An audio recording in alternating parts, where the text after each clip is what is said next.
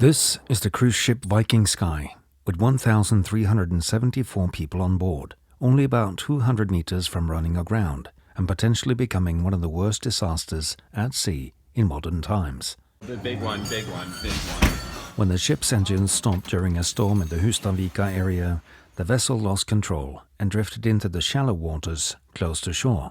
Undersøkelser våre viser at motoren stoppet fordi det ikke var nok smørolje på tanka. Og skipets bevegelser i de store bølgene gjorde at det røret som skal suge olje opp fra tanken og inn i motoren, ikke hele tiden var helt ned i oljen og derfor sugde luft. Det førte til at motoren automatisk stoppet. Skipet fikk en blackout, og de mistet framdrift og styring. It took 39 minutes from the blackout until the crew had identified its course, topped up the oil, restarted the propulsion motors, and, at the last moment, averted a potentially catastrophic outcome. Dette er en simulering av det aktuelle oljenivået og de faktiske fartøysbevegelsene på ulykkesdagen. Den viser hvordan olja trolig bevegde seg i tanken i det den første motoren stoppet. Åpningen på dette røret her må hele tiden være nede i olja for at motoren skal få nødvendig smøring. Her ser vi røret i profil, og vi ser det suger luft, blant annet her.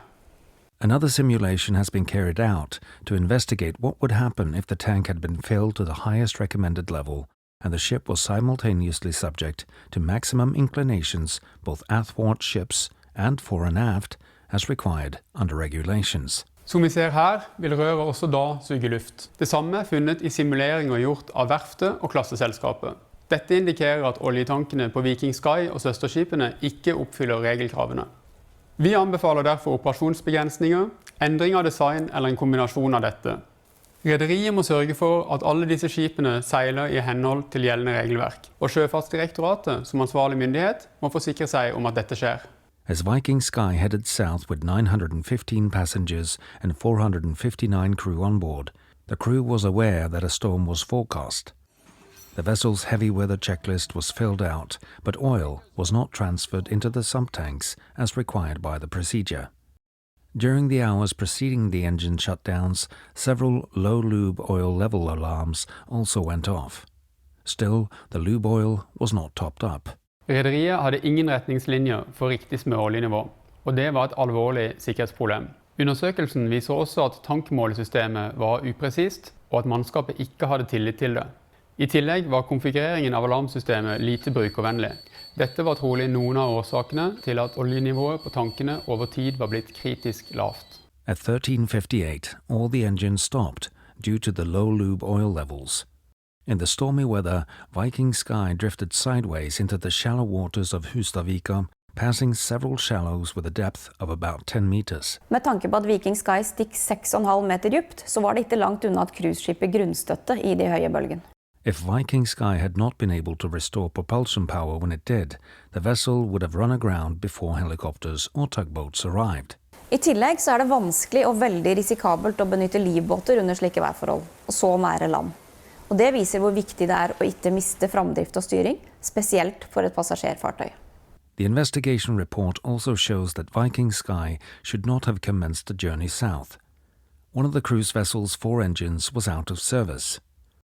The vessel therefore no longer had the available power required under the regulations to return to port in the event that one of the 2 engine rooms was lost. Hence, Viking Sky did not meet these safe return to port requirements.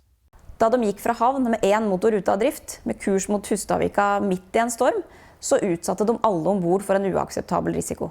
I etterkant av ulykka så har rederiet utarbeidet prosedyrer for å håndtere situasjoner med 1 motor ute av drift, for å forhindre at dette skjer igjen. The investigation has found that the lack of instructions on correct lube oil levels and several other factors that contributed to the accident involving Viking Sky were likely present on board several of the vessels in the fleet. Først og fremst så har den ulykka her vist viktigheten med å ha tilstrekkelig med smørolje på tanka. Men den illustrerer også hvor viktig det er for et passasjerskip å opprettholde framdrift og styring, og da spesielt i dårlig vær. Mer overordnet så viser undersøkelsen at det er avgjørende for sikker drift at regelverk for design og operasjon er kjent, at det blir fulgt, og at fartøyene har klare instrukser for hvordan sikkerhetskritiske forhold skal ivaretas. The Norwegian Safety Investigation Authority issues 14 safety recommendations to the owner, the ship management company, the shipyard, the classification society, and the Norwegian Maritime Authority in connection with the accident involving Viking Sky.